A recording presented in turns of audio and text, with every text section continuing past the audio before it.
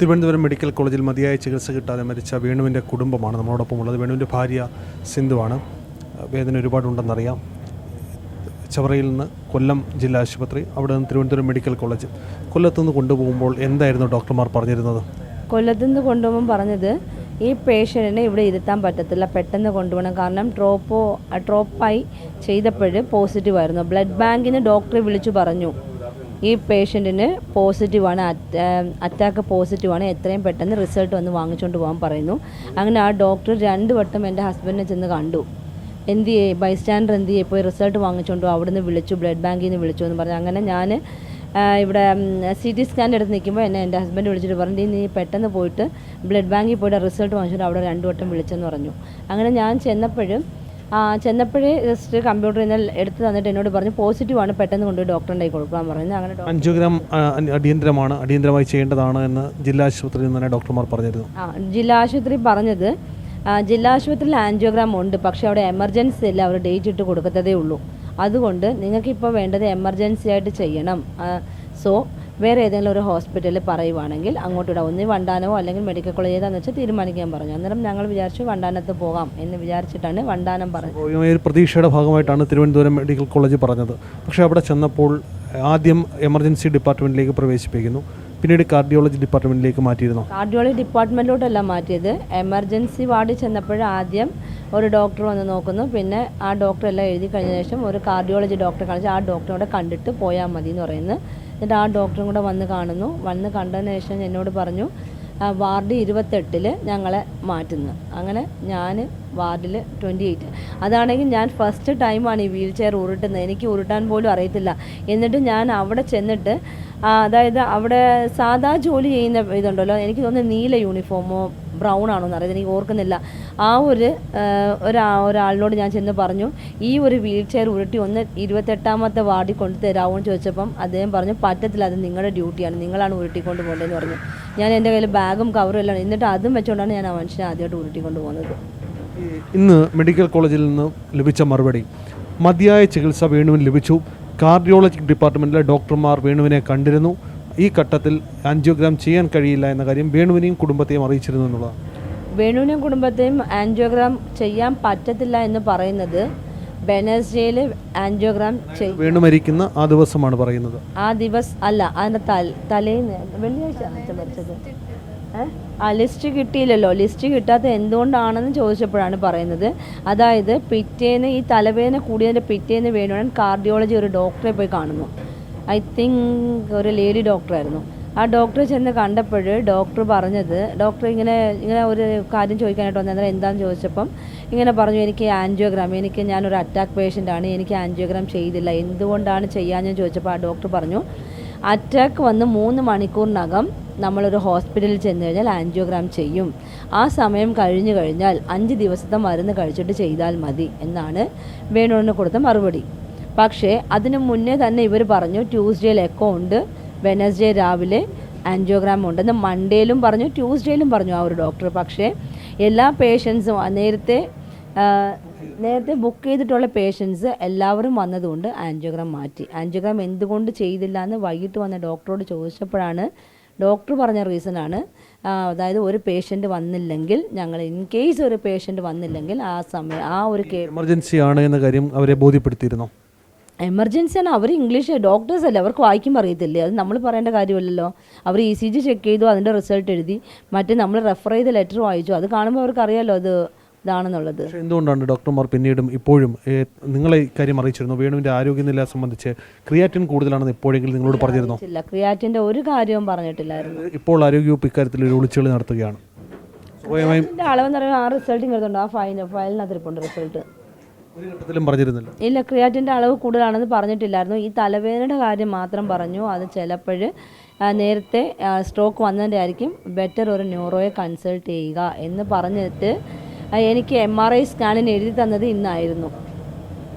ഇന്നാണ് എഴുതി തന്നത്. ഡോക്ടർമാരുടെ സമീപനം, ജീവനക്കാരുടെ സമീപനം, ഇതെല്ലാം തന്നെ വേണു കൃത്യമായി ഓഡിയോയിൽ പറയുന്നുണ്ട്. കാരണം അനുഭവിക്കാവുന്നതിൽ ഏറ്റവും മോശം അനുഭവത്തിലൂടെയാണ് താൻ കടന്നു പോകുന്നത്. വേണുവിനോട് പറഞ്ഞു, ഇവിടുത്തെ സിസ്റ്റർമാരായാലും ആരായാലും നായ്ക്കളെ നോക്കുന്ന കണ്ണുകൊണ്ട് പോലും പേഷ്യൻസിനെ നോക്കുന്നില്ല, സർക്കാർ, അതായത് നമ്മൾ കൊടുക്കുന്ന നികുതി പണം യൂസ് ചെയ്ത് അവർക്ക് ശമ്പളം കൊടുക്കുന്നു. പക്ഷേ അവരുടെ വിചാരം അവർ എന്തൊക്കെയോ ആണെന്നുള്ള രീതിയിലാണ് പേഷ്യൻസിനെ കൺസിഡർ ചെയ്യുന്നത്. അവിടെ പരാതിപ്പെട്ടപ്പോഴൊക്കെ അവിടെ നിന്ന് കിട്ടില്ല മറുപടി എന്തായിരുന്നു? പരാതിപ്പെട്ടില്ല, വേണു പൊതുവായിട്ട് അവിടെ നിന്ന് പറഞ്ഞു. അന്നേരം അവിടെയുള്ള ജനങ്ങളും പറഞ്ഞു ഇതുപോലെ പറയാൻ ആരെങ്കിലും, കാരണം മറ്റേ ഡോക്ടർ വേണു വഴക്ക് പറഞ്ഞപ്പോൾ അവിടെ നിന്ന് പേഷ്യൻസ് പറഞ്ഞു. വേണുവിൻ്റെ ഓഡിയോയിലുണ്ട്, വേണു പറയുന്ന സമയത്ത് സമീപത്തിരുന്ന് ആരോ പറയുന്നുണ്ട് ഇതൊക്കെ പുറത്തു വരേണ്ടതാണ് എന്ന് പറയുന്നത്. പുറത്ത് വരേണ്ടതാണ്, ആരും മിണ്ടാതിരിക്കുന്നതുകൊണ്ടാണ് ഇതൊന്നും പുറത്ത് വരാത്തത് എന്ന് പറയുന്നുണ്ട് അവിടെ. ഇതിനുശേഷം എപ്പോഴെങ്കിലും, ഈ മരണത്തിന് ശേഷം എപ്പോഴെങ്കിലും ഇതുമായി ബന്ധപ്പെട്ട് കൂടുതൽ കാര്യങ്ങൾ സംസാരിക്കാൻ ഡോക്ടർമാരോ ആശുപത്രി അധികൃതർ തയ്യാറായിരുന്നോ? തയ്യാറായില്ല. കാരണം എക്കോ എടുത്തിട്ട് ഒരു 10 മിനിറ്റ് ആയുള്ള ICUലോട്ട് കയറ്റിയിട്ട് ഉടനെ വിളിക്കുന്നു. 10 മിനിറ്റ് ആയി കാണത്തില്ല. ICUലോട്ട് ഞാൻ കൊണ്ടുവിടുന്നു. നല്ല ശ്വാസം മുട്ടലുണ്ട്. ഞാനും കൂടെ പിടിച്ചാണ് ഇരുത്തുന്നത്. അന്നേരം എൻ്റെ ഇങ്ങനെ കൈകൾ, ഞാൻ പറഞ്ഞു വേണ്ട വിഷമിക്കണ്ട ഇരിക്കുക. അന്നേരം ഓക്സിജൻ മാസ്ക് വെക്കുന്നു. ഓക്സിജൻ മാസ്ക് വെക്കുന്ന സമയത്ത് വേണ്ട ആദ്യം ഇങ്ങനെ എടുത്ത് മാറ്റി. അന്നേരം ആ ഒരു സിസ്റ്റർ പറയുന്നു 30 മിനിറ്റ്സ്, ഒരു 30 മിനിറ്റ് വെച്ചാൽ മതി അച്ഛൻ്റെ ഈ ശ്വാസം കറക്റ്റ് ആകുമ്പോൾ നമുക്കിത് എടുത്ത് മാറ്റാം. പക്ഷേ അവിടെ ആ 30 മിനിറ്റ് വേണ്ടി വന്നില്ല. ഞാൻ വന്ന് എൻ്റെ സാധനങ്ങളൊക്കെ അങ്ങോട്ട് കൊണ്ടുവച്ചിട്ട് അവിടെ ഇരുന്നപ്പോഴാണ് എന്നെ വിളിക്കുന്നത്, വേണുവിൻ്റെ ബൈസ്റ്റാൻഡർ ഉണ്ടെങ്കിൽ വരാൻ പറയുന്നു. ഞാൻ ഓടി ചെന്നപ്പോൾ എൻ്റെ അടുത്ത് ചോദിച്ചു വേറെ ആരുമില്ലയോ എന്ന് ചോദിച്ചു. ഞാൻ പറഞ്ഞില്ല, ഞാൻ മാത്രമേ എന്ന് പറഞ്ഞ്. ആണുങ്ങളാരുമില്ല? ഞാൻ പറഞ്ഞില്ല എന്ന് പറയുമ്പോൾ ആരെങ്കിലും വിളിച്ചു വരുന്നത്. ഞാൻ ചോദിച്ചു അതെന്ത് പറ്റി, എന്താ അത് വേണുണ്ട് നല്ല സീരിയസ് ആണെന്ന് പറഞ്ഞു. ഞാൻ പറഞ്ഞു ഇപ്പം അങ്ങോട്ട് കയറ്റിവിടെ എന്ത് പറ്റി എന്ന് ചോദിച്ചപ്പോൾ അവർ ക്രിയാറ്റിനല്ല അവിടെ പറഞ്ഞത്, ശ്വാസം എടുക്കാൻ ബുദ്ധിമുട്ടുണ്ട്, അതുകൊണ്ടാണ് ഞങ്ങൾ വെന്റിലേറ്ററിലേക്ക് മാറ്റിയത്. ഞാൻ പറഞ്ഞു എന്നെ ഒന്ന് കാണിക്കാൻ പറ്റുമോ? അത് വെന്റിലേറ്ററിലാണ്, കാണിക്കാൻ പറ്റത്തില്ല. പിന്നീട് അതിലേ പോയ സിസ്റ്റർമാരോടും ഡോക്ടർമാരോടെല്ലാം ചോദിച്ചു ഡോക്ടറെ എങ്ങനെയുണ്ട് വേണുവിന്? കുഴപ്പമില്ല, ഞങ്ങൾ മാക്സിമം ശ്രമിച്ചുകൊണ്ടിരിക്കുക. അതിൻ്റെ ഇടയ്ക്ക് ഏതോ ഒരു ഡോക്ടറാണ് പറഞ്ഞത് അത് വേണുവിൻ്റെ നെഞ്ചിൽ കുറേ വെള്ളം കെട്ടിക്കിടക്കുന്നു, അതുകൊണ്ടുള്ള ശ്വാസം മുട്ട, അത് ഞങ്ങൾ മാറ്റാൻ ശ്രമിച്ചുകൊണ്ടിരിക്കുക. പക്ഷേ ആ ടൈമിൽ തന്നെ പേഷ്യൻ്റ് മരിച്ചു കാണും. കാരണം ഞാൻ അവരോടെല്ലാം ഞാൻ കാല് പിടിച്ച് ഞാൻ പറഞ്ഞു ഒന്ന് കാണിക്കൂ, ഒരു നേരിയ ജീവനുണ്ടെങ്കിൽ ഞാൻ വിളിച്ചാൽ എൻ്റെ വേണുവിനെ എണീറ്റ് വരുമെന്ന് ഞാൻ പറഞ്ഞു.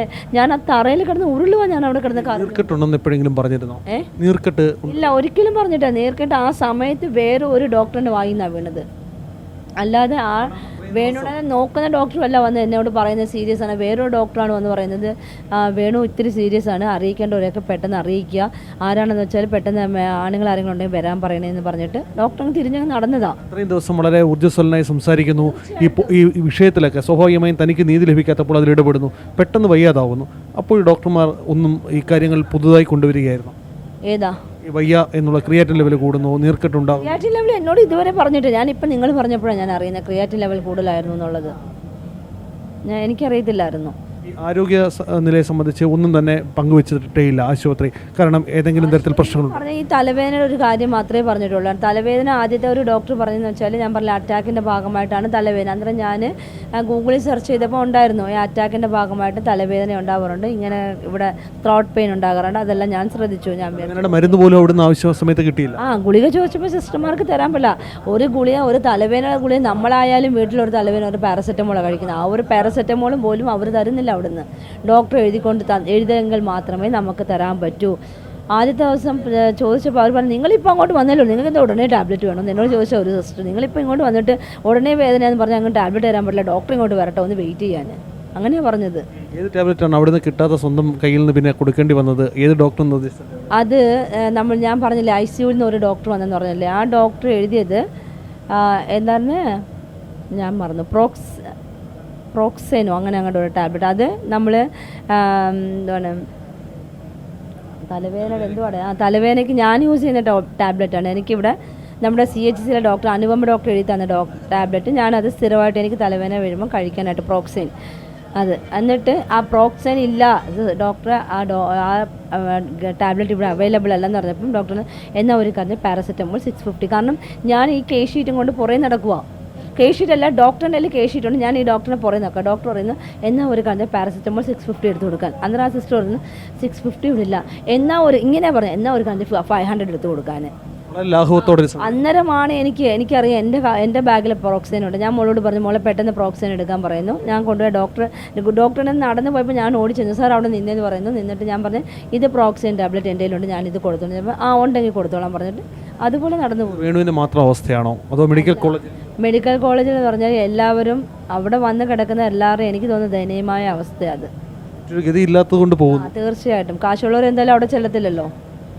കാശില്ലാത്തവരല്ലേ അവിടെ ചെല്ലുന്നത്. സാധാരണക്കാരുടെ ആശ്രയ കേന്ദ്രമാണ്. സ്വാഭാവികമായും ഇത്തരം പ്രതികരണം ഉണ്ടാകുമ്പോൾ വലിയ വേദന ഉണ്ടായോ? കാരണം വലിയ പ്രതീക്ഷയാണ്, വേണു ജീവിതത്തിലേക്ക് തിരിച്ചു വരുമെന്ന പ്രതീക്ഷയിൽ തന്നെയാണ് സുഹൃത്തിന് അയച്ച മെസ്സേജിലൊക്കെ എൻ്റെ മക്കളെ വലിയ നിലയിൽ പഠിപ്പിച്ചെത്തിക്കുക. എൻ്റെ ഇളയ മോൾ നീറ്റിന് പഠിക്കുക. കഴിഞ്ഞ വർഷം അവൾക്ക് ക്വസ്റ്റ്യൻ ടഫായപ്പോഴും അവൾ 300 മാർക്കിന് അടുപ്പിച്ചെടുത്തപ്പോഴും അവിടുത്തെ സാറ് പറഞ്ഞു ഒന്നുകിൽ ഏതെങ്കിലും ഒന്ന് കിട്ടാം, BDS എന്തെങ്കിലും കിട്ടാൻ ചാൻസ് ഉണ്ടെന്ന് പറഞ്ഞപ്പോഴും അവൾ പറഞ്ഞു, അച്ഛൻ ഞാൻ 1 വർഷം കൂടെ പഠിച്ചാൽ മെഡിസിൻ എടുക്കാം. അവർ അച്ഛന് ഭയങ്കര പ്രതീക്ഷയായിരുന്നു. കാരണം അന്ന് അവിടെ കുറേ പഠിക്കാനുള്ള കുട്ടികൾ വരുമല്ലോ. അവിടെ വന്നപ്പോഴും ഒരു കുട്ടിയോട് ചോദിച്ചു ഏത് വർഷമാണെന്ന് ചോദിച്ചപ്പോൾ സെക്കൻഡ് ഇയർ ആണെന്ന് പറഞ്ഞപ്പം പറഞ്ഞു എൻ്റെ മോൾ നീറ്റിന് പഠിക്കുക, അടുത്ത വർഷം എൻ്റെ മോൾ ഇവിടെ കാണും എന്ന് ഉറപ്പിച്ച് സന്തോഷത്തോടെ പറഞ്ഞ ഒരു അച്ഛനാണ്. ആ അച്ഛൻ്റെ പ്രതീക്ഷകളാണ് അവിടെ പോയത് അല്ലേ. അച്ഛന് ഒരുപാട് ആഗ്രഹങ്ങളുണ്ട്, ആ ഒരു ആഗ്രഹങ്ങൾ പോലും സാധിക്കാൻ പറ്റിയില്ല ആ മനുഷ്യന്. സംഭവത്തിൽ വേദനയുണ്ടെന്ന് ഡോക്ടർമാർ എന്ന് പറയുന്നു. അറിയാം, ആ മനുഷ്യൻ മരിച്ചു കിടക്കുമ്പോഴും ആ മനുഷ്യൻ്റെ കണ്ണ് അടഞ്ഞിട്ടില്ല. അതായത് അങ്ങനെ അവസാന നിമിഷം വരെ എന്നെ നോക്കിക്കാണും. കാരണം ഞാൻ ഇറങ്ങിയപ്പോൾ ഞാൻ പറഞ്ഞു, വേണുണ്ണ എന്തെങ്കിലും ബുദ്ധിമുട്ടുണ്ട് എന്നെ വിളിക്കും, ഞാൻ പുറത്തുണ്ട്, ഞാൻ വരാം. കാണാൻ സമ്മതിച്ചില്ല. അവസാനം വരെ അവർ കാണാൻ സമ്മതിച്ചു. ഞാൻ അവസാനം കാണുന്ന എല്ലാം കഴിഞ്ഞ് കെട്ടിപ്പൊതിഞ്ഞ് താഴെ കൊണ്ടുവന്നു. ഞാൻ എന്നിട്ടും എല്ലാവരോടും ചോദിച്ചു, നേരിയ ജീവനെങ്കിലും ഉണ്ടെങ്കിൽ പറ. അന്നേരം പറഞ്ഞു ഒരു കുഴപ്പമില്ല, ഇച്ചിരി സീരിയസ് ആണെന്നേ ഉള്ളൂ, കുഴപ്പമില്ല എന്ന് എന്നോട് പറഞ്ഞു. കാണാൻ സമ്മതിച്ചില്ല. അല്ലെങ്കിൽ മരണസമയത്ത് എന്നെ ഒന്ന് കണ്ടാൽ ഞങ്ങൾ തമ്മിലൊന്നും സംസാരിക്കില്ല. എനിക്ക് ഒരു തുള്ളി വെള്ളം കൊടുക്കണം, അതിനുള്ള ഇടയൊന്നും അവർ തന്നില്ല എനിക്ക്. സർക്കാർ സംവിധാനത്തിൽ ആരെങ്കിലും സംസാരിച്ചിരുന്നു ഇതിനുശേഷം ഈ സമയം വരെ എപ്പോഴെങ്കിലും? അത് കഴിഞ്ഞതിന് ശേഷം ആ മനുഷ്യൻ മരിച്ചു, മരണവും കഴിഞ്ഞു. അങ്ങനെ എൻ്റെ അടുത്ത് പറയുന്നു, ഒരു കാര്യം കുറച്ച് പേര് ഇവിടെ നിന്നിട്ട് അമ്മയും മക്കളെല്ലാം അങ്ങ് പറഞ്ഞ് താഴോട്ട് വിടാൻ പറയുന്നു. അങ്ങനെ ആ സമയത്താണ് അവിടെ ഉള്ളവർക്കെല്ലാം ഏകദേശം മനസ്സിലായി പേഷ്യൻ്റ് മരിച്ചു എന്നുള്ളത്. അങ്ങനെ ഞാൻ ആ കരയുന്ന സമയത്ത് അവിടെ ഇരുന്ന പേഷ്യൻസ് പറയുന്നു, ആ കൊച്ചിനെ ആ ജീവനുള്ള സമയത്ത് ആ മനുഷ്യനെ ഒന്ന് കാണിച്ചു വിടായിരുന്നു. അത് എത്ര നേരം ഇവിടെ കിടന്ന് കരഞ്ഞു. ഇതാണ് ഇവിടുത്തെ കാര്യം. ഒരു പേഷ്യൻ്റ് ഒരു ഇതുണ്ടെങ്കിൽ ആരും അകത്തോട്ട് കയറ്റത്തില്ല, എല്ലാം അവർ തന്നെ വെച്ചു. ഇതിനുശേഷം ഈ മരണത്തിന് ശേഷം ആരെങ്കിലും മന്ത്രിമാരോ ആരെങ്കിലും സംസാരിച്ചിരുന്നോ ആരോഗ്യവകുപ്പിൽ നിന്ന് ഇതുമായി ബന്ധപ്പെട്ട് എന്തെങ്കിലും കാര്യങ്ങൾ തിരക്കിയിരുന്നോ? ഇല്ല, എന്നെ ഒന്നും വിളിച്ച് തിരക്കിയിട്ടില്ല. ഇല്ല, വിളിച്ചില്ല.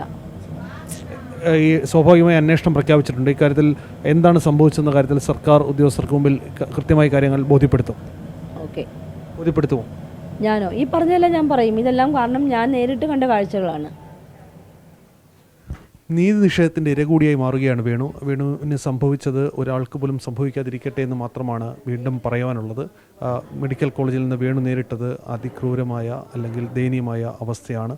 മറ്റൊരാൾക്കും ഇത് ഉണ്ടാകാതിരിക്കട്ടെ.